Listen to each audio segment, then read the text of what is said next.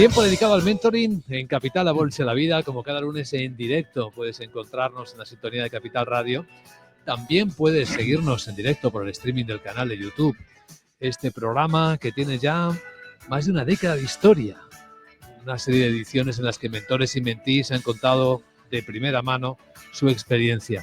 Este programa, en colaboración con la red de mentoring de España y con su CEO y fundador, Julio Rodríguez Díaz, que aquí está de nuevo con nosotros. ¿Qué tal, Julio? Muy buenos días. Muy buenos días, pues así es, cada lunes innovando y trayendo gente interesante que nos cuenta su experiencia. Como a quien tienes hoy a tu lado izquierdo, que es Iñaki Alcaraz, ¿nos lo presentas? Así es, hoy vamos a tratar de responder una pregunta. ¿Cómo podemos prepararnos para un futuro donde los algoritmos son los que deciden quién es visible y quién no lo es? ¡Wow! ¡Qué tema más bueno!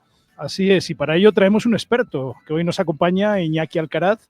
Él es experto en marketing, en mentoring, tienes más de 25 años de experiencia, fundador de la compañía AGLV y bueno, has guiado a cientos de profesionales a potenciar precisamente eso, su visibilidad digital y diferenciarse en unos entornos tan competitivos, ¿verdad? Bienvenido, Iñaki. Gracias, Vicente, gracias, Julio, por la invitación. Encantado de estar aquí con vosotros y compartir. Sí, bueno, la verdad es que una realidad, la que hoy en día nos acontece, que es complicada fundamentalmente pues para los mayores de 50 años, ¿no? En el que, bueno, pues los últimos datos, ¿no?, que han salido publicados por el INE dice que el subsidio de más de 52 años, en el 1,87% todos terminan por completar, ¿no?, el ciclo y consumirlo completamente, ¿no? Y teniendo en cuenta que el 46% de los desempleados en España tiene más de 50 años, pues la realidad del mercado laboral es, bueno, un poco desalentadora, ¿no? Teniendo en cuenta que al final, pues los últimos datos del informe de McKinsey del año pasado que dicen que el 46% de las empresas no quieren contratar más empleados, precisamente porque están siendo automatizados todos sus procesos de trabajo, ¿no? Pues hace que la realidad sea un poco más complicada de lo que a uno le parece, ¿no?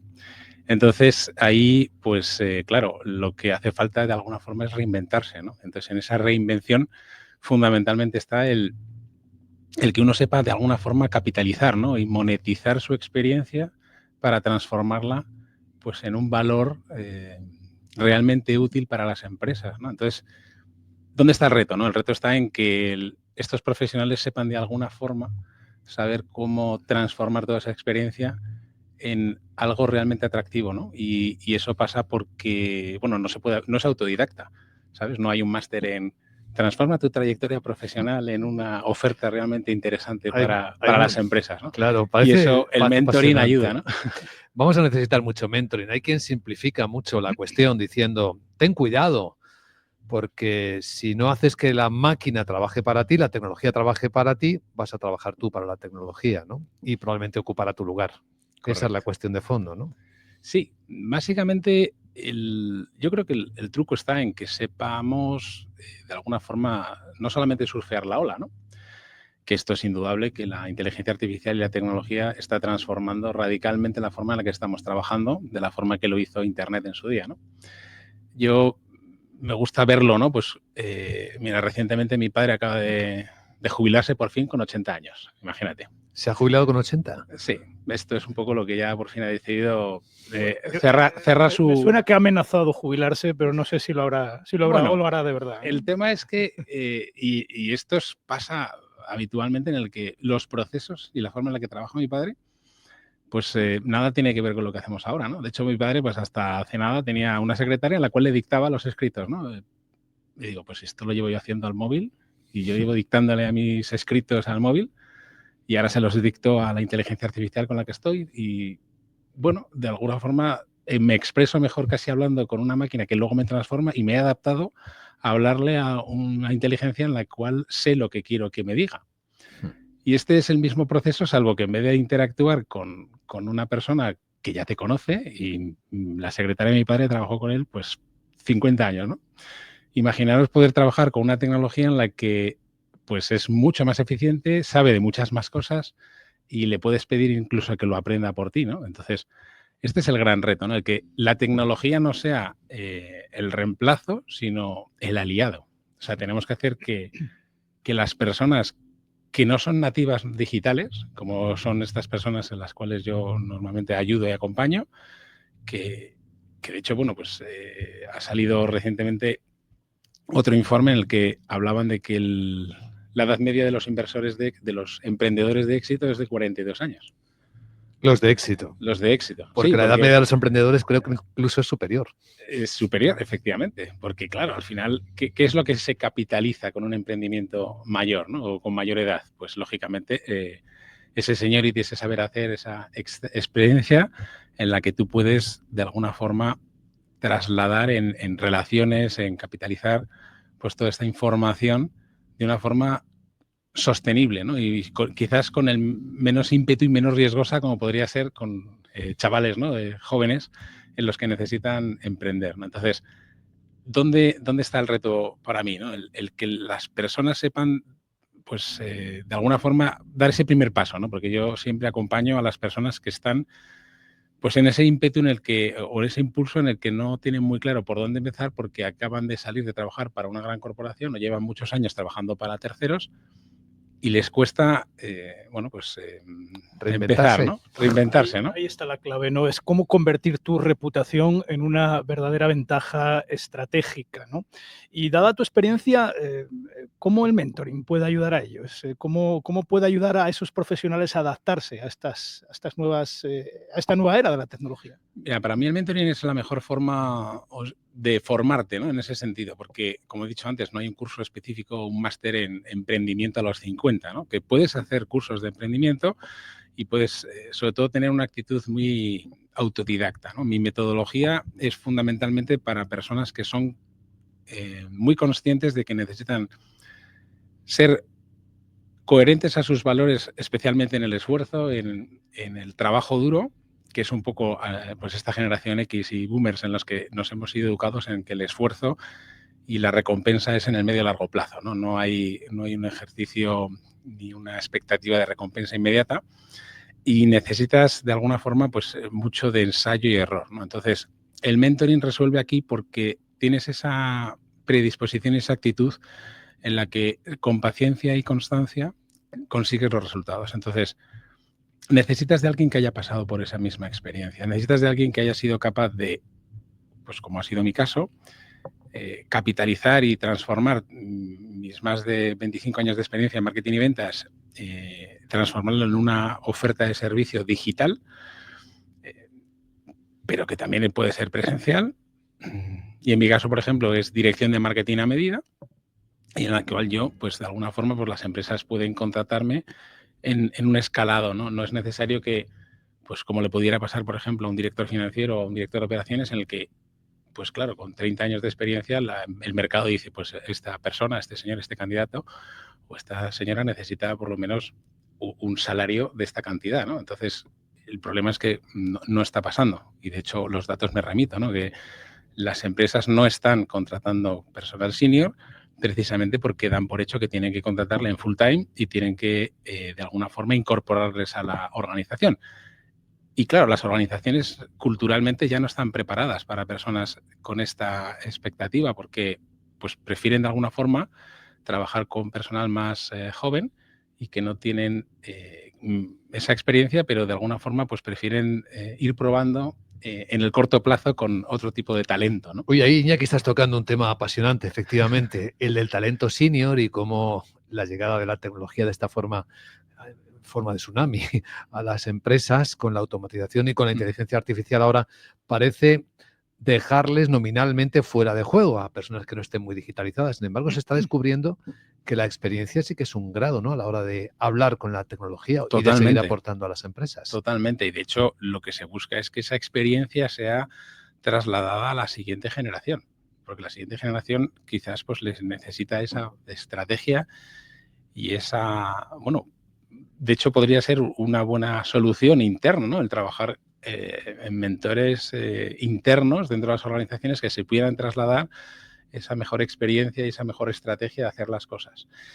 ¿Cuál es el problema? Que sí, efectivamente, hay muchísima estrategia, pero el mercado se abruma. O sea, ¿dónde está el reto? El reto está, y es donde yo acompaño a las personas con las que trabajo, en transforma tu experiencia en un servicio paquetizado y fácilmente consumible o que de alguna haya una primera experiencia, ¿no? Y puedes empezar pues con una primera sesión o puedes empezar de una parte formativa o de consultor o de advisor en un consejo de administración. Nunca sabes cuál es la forma en la cual tú puedes seguir colaborando. Evidentemente no vas a cobrar el salario que tú tenías antes. Entonces, ahí hay un cambio de mentalidad muy importante que es, si el mercado no te puede contratar, créate tu propio trabajo. O sea, si no tienes un trabajo o el mercado no existe el trabajo que a ti te gustaría, invéntatelo. ¿Cómo te lo inventas? Pues transformando, en vez de conseguir un único cliente, que es lo que has estado haciendo toda tu vida, trabajando para una única empresa, un único empleador, a conseguir varios empleadores, varios clientes. El reto de ahí también es que muchas personas no están acostumbradas o están acostumbradas a que tengan un equipo por detrás, hacer, pues como le pasaba a mi padre, un secretario, una persona de ayuda. Y eso está más solo. No, es que ahora eres Juan Palomo, yo me lo guiso, yo me lo como. O sea, me convierto... Primero, tienes que hacerte autónomo. Entonces, lo primero que haces como autónomo es ser recaudador de impuestos. Que esto es otro tema también que dices. La gente, otro programa. Sí, pero que es algo que están acostumbrados a decir, bueno, yo tengo mi ingreso recurrente, mi nómina o mi facturación recurrente y ya está, yo ya he pagado los impuestos. Entonces, digamos que esa parte de gestoría nunca la has experimentado. No, ahora no, resulta que hay una parte previa que es, tienes que ser tu propio gestor, tienes que empezar y luego depende del volumen, pues empezar a pensar diferentes estrategias para llegar a lo mismo, ¿no? Entonces, es muy divertido. A mí me encanta porque sobre todo me gusta trabajar con las personas en ese momento más temprano, ¿no? Porque yo hace 10 años que empecé esta andadura y la verdad es que tuve suerte porque pues que yo creo que es una situación que nos pasa a todo el mundo cuando está por esta situación en la que se pone a hablar con muchas personas, ¿no? Y tiene muchas inquietudes, ¿no? Porque, pues primero, como se te corta el grifo de los ingresos recurrentes, lo primero que haces es evaluar tu patrimonio, ver qué es lo que estás necesitando a día de hoy. Y yo siempre les hago la pregunta, ¿no? ¿Cuál es un poco la situación financiera en la que tú estás? No porque quieras saber ni mucho menos los detalles de las cifras, sino fundamentalmente el Para ver detalle... su músculo, ¿no? Bueno, efectivamente, el músculo es cuántos años estarías dispuesto a sobrevivir o mantenerte sin bajar tu índice de ingresos recurrentes, tu índice de gastos recurrentes, sin ingresar nada. Entonces, claro, te sale un número, una cifra, y esa cifra es la que a ti te da efectivamente el balón de oxígeno para decir, vale, si no lo consigo en esta cifra, tengo que empezar a hacer movimientos en mi patrimonio. Sí, yo, Iñaki, en ese proceso que cuentas, que es un esfuerzo considerable para una persona, claro, que abandona toda una vida, una forma de trabajar en una empresa por cuenta ajena y se convierte en el dueño de su propio destino, que suena muy bonito, pero efectivamente hay que hacer cosas que antes no estaban en tu menú del día, como la declaración de impuestos, cumplimientos normativos variados, que son muchos. Pero hay un elemento que probablemente sea uno de los mayores obstáculos, que es lo de paquetizar los servicios que tú prestas. Y me explico. En el mundo de la tecnología, paquetizar es que da mucho vértigo, porque al día siguiente de haber paquetizado tú el tuyo, ya hay una tecnología o alguien que ha hecho algo mucho más avanzado. Es decir, que sientes el vértigo de quedarte poco competitivo enseguida. Puede ser, y de hecho suele pasar. Lo único es que si tú incluyes dentro de tu oferta el ser tú mismo, todos somos únicos. El valor humano. No tienes competencia. No tienes competencia porque, de hecho, frente a la tecnología, y yo no hablo de transformar tu experiencia en una tecnología que te reemplace. Yo lo que digo es la tecnología es tu aliado para que tú seas mucho más eficiente y en vez de tener un equipo de 50 personas o de 10 personas de confianza como tenías trabajando para la corporación, lo que tienes son 10 agentes en los que tú le delegas esas funciones, ¿no? Yo tengo diferentes agentes de IA en los que uno es mi director financiero, otro es mi director de marketing, otro es mi director de estrategia. Claro, yo soy honesto con esas agentes, con esas personas y les pido que me ayuden a ser mejor en esa oferta, ¿no? Entonces, cuando en la oferta de lo que tú estás ofreciendo es tu propia experiencia de cómo tú haces las cosas con tus propios valores, ahí no tienes competencia. ¿Quién no estaría dispuesto a contratar a un periodista con más de 50 años de experiencia o más de 40 años de experiencia que pudiera acompañar específicamente a una persona a mejorar su capacidad de comunicación. No hace falta contratarte, a lo mejor para decir, oye, pues te quiero 6 meses conmigo para que me ayudes. No, me das una consultoría, tú puedes trabajar un complemento específico con tu experiencia, siendo tú. Está claro que hay muchos expertos a lo mejor en oratoria o en comunicación que pudieran ayudarte, pero el que tú seas de los únicos en los que dices, no, me gusta tu estilo, me gusta tu forma de cómo haces las cosas y sobre todo conecto con tu forma de pensar, con tus valores, con tu identidad, es lo que hace que tu oferta sea única. Julio, buena respuesta. Sin duda, y además hay un par de reflexiones que luego vuelvo sobre ellas porque coincido plenamente contigo. Tú tienes un programa que es tu aliado en marketing y hace unos minutos hablabas del Juan Palomo, ¿no? Vivimos en un país donde yo me lo guiso, yo me lo como, no necesito a nadie. Con toda esta trayectoria que llevas acompañando en este proceso a muchos profesionales, ¿cuáles son esos errores más comunes que comete normalmente un Juan Palomo cuando se lanza a esta nueva aventura? El primer error que comete alguien que empieza es empezar por uno mismo, ser muy autodidacta y claro, no saber cuáles los criterios de criba, cómo tú necesitas saber qué está bien y qué está mal y cuáles son los pasos correctos, ¿no? Entonces, claro, el no saber acompañarte, el no saber aconsejarte, el preguntar quizás a tus familiares, a tu pareja, a tu mujer o a tu marido, qué es lo que uno haría. Y hay veces que la falta de empatía o el no haber pasado por esa experiencia hace que cometas muchísimos errores, ¿no? Necesitas saber realmente a alguien que ha podido pasar por la situación en la que tú estás. Entonces, en tu aliado en marketing, lo que hacemos fundamentalmente es cubrir una fase de ese Juan Palomo en el que es, oye, pues sí, tú eres director general y siempre has delegado el marketing en un tercero o has delegado en un experto, ¿no? Puedes tener mucha experiencia en marketing, no has podido trabajar en una industria que está relacionada con esa parte, ¿no? Pero también resolvemos una objeción fundamental que es la falsa modestia en la cual culturalmente hemos sido educados, que es que no nos sabemos vender. Porque el refranero español, que es muy sabio, dice eso de, oye, tú no has tenido abuela, ¿no? Cuando presumes de ti mismo, ¿no? Y en realidad, pues esto en el mundo anglosajón, pues realmente no es un obstáculo. Sencillamente es saber decir lo que uno tiene que decir sobre uno mismo y que los demás lo entiendan. Nada más, ni más ni menos. No es ni falsa modestia ni vanidad. ¿Cuál es el problema? Que en España, pues como últimamente estamos muy polarizados, parece que nos vamos a los extremos, ¿no? Entonces, cuando uno está muy presente en redes, enseguida el miedo a las críticas. No, ya está el influencer, tal. ¿Dónde vas tú con...? Si no...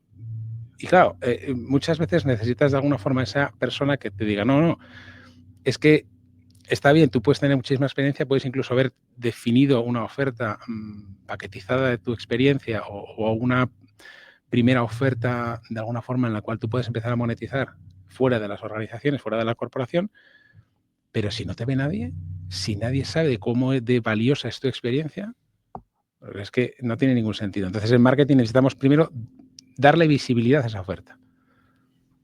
Por ahí se empieza. Estaba pensando, se le atribuye a Albert Einstein aquella famosa frase de si tuviese 1 hora para resolver un problema, gastaría 55 minutos en formular la pregunta correcta y solo 5 minutos ya en resolver el problema, ¿no? Se trata de eso, ¿no? De enfocar perfectamente, de diseñar la pregunta correcta que cada uno debemos hacernos. Sí, a mí me gusta sobre todo empezar con una... Bueno, primero pensamos y luego actuamos, ¿no? Entonces, efectivamente, esta metáfora también de, pues, si tienes 4 horas para cortar un árbol, ¿no? Pasas de 3 afilando el hacha. Y ese afilar el hacha es cuál es mi oferta, cuál es mi cliente ideal, ¿no? A quién yo puedo ayudar, cuál es la forma en la cual uno puede resolver problemas de la mejor forma que uno sabe, ¿no? Y una tercera ingrediente que a mí me gusta de esta oferta es que conecten con los mismos valores y con la empatía que yo pudiera trabajar, ¿no? Porque, bueno, yo creo que todos hemos tenido malas experiencias con algún supervisor, algún jefe o jefa en la cual, pues, básicamente trabajamos para satisfacer su ego y las prisas, ¿no? Las cuales a uno le entran para ser más eficiente, que en realidad es hacer más cosas en el mínimo tiempo posible, ¿no? Y claro, esto genera muchísima fricción que, bueno, cuando estás, digamos, trabajando para un único cliente, pues al no cumplir una ley de Pareto en el cual el 20% de tus clientes te entregan el 80% de tus ingresos, pues no te queda otra, ¿no? Claro. Pero después de montar tu propio negocio, ¿qué necesidad tienes tú de trabajar con un mal cliente, no? Elígelos. Y yo tengo una anécdota que me pasó hace años en una conferencia que di en una universidad, y uno de los chavales que estaba allí levantó la mano y me preguntó: Julio, sin hacerte funcionario, ¿cuál crees que es el trabajo más seguro que puedo encontrar? Le respondí que autónomo, precisamente con esto que tú me decías, porque justo entró la crisis en el 2009. Muchos de mis amigos perdieron su trabajo. Yo en aquel momento tenía 20 clientes, perdí 15, pero bueno, al menos me quedé con 5, ¿no? Por lo tanto, si buscas seguridad, autónomo. Otra de las ideas que has planteado que me ha gustado mucho es el cuánto aguantas, ¿no? Sin facturar, porque claro, el que se lanza a una aventura de estas tiene que tener claro ese valle de la muerte hasta dónde dura, ¿no? Y otra frase que me retumba en la cabeza, que me decía muchas veces mi madre cuando yo me lancé a la aventura por mí mismo, dice: hijín, búscate un trabajo como es debido, déjate de aventuras. ¿Qué opinas de todo esto? A ver, las madres siempre quieren lo mejor para sus hijos y la sensación de seguridad, ¿no? Por eso, pues, en España es uno de los países en los que más lotería se consume y se piensa que casi la política de la recompensa sin esfuerzo. Para mí la seguridad es el que tú seas consciente y tú sepas que eres capaz de ganar dinero, independientemente de que lo tengas o no. Porque si tú lo pierdes todo, pero sabes que eres capaz de ganar dinero, Eso no te lo quita nadie. eso no te lo quita nadie, ¿no? Entonces, ¿cómo puedes tener esa sensación de seguridad? Sabiéndolo. Igual que uno, si sabe inglés, sabe que si se va a vivir a un país de habla inglesa, está seguro de que se entenderá con las personas. Ahora, si te vas a un país de habla que no es inglesa y allí no se habla inglés, por ejemplo, tú te vas a China y por mucho que sepas inglés, pues no tienes la seguridad que te hagas entender, ¿no? O en Japón.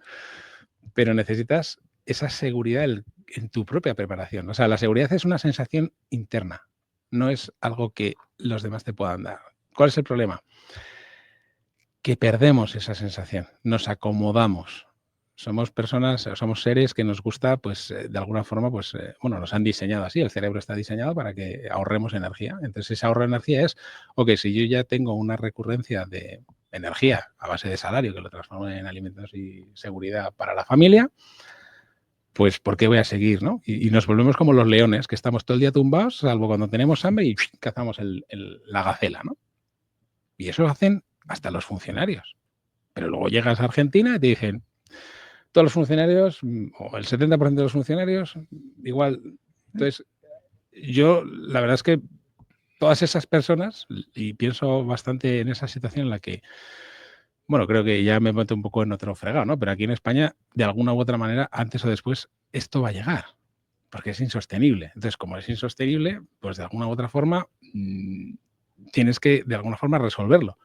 O sea, si hubiese una hecatombe mundial y esto fuese pues algo que realmente nos fuese a cambiar la vida, y hace 5 años tuvimos una experiencia que parecía que era algo así, hubo muchas personas a las cuales realmente lo pasaron mal desde un punto de vista emocional y psicológico. Y sigue dando cola a este punto. ¿Por qué? Porque no son capaces de tener esa seguridad de trabajar por algo que saben hacer.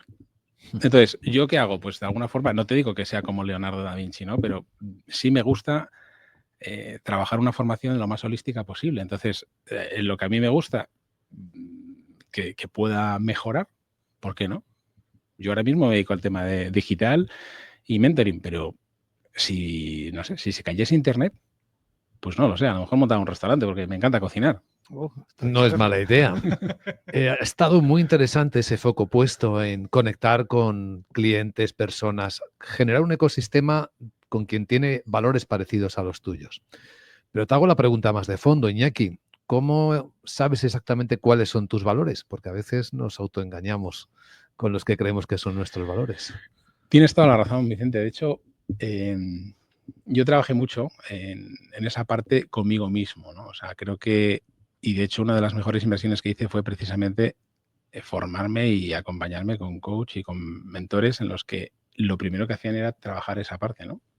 Y yo sí que introduzco este tipo de cuestiones cuando empiezo a trabajar con las personas, ¿no? Porque al final, claro, muchas veces no te lo planteas hasta que no te hacen la pregunta desde fuera y dices, oye, pero tú, ¿y cuál es lo que más te gusta, ¿no? A la hora de trabajar con alguien, ¿no? Yo siempre respondo, la franqueza.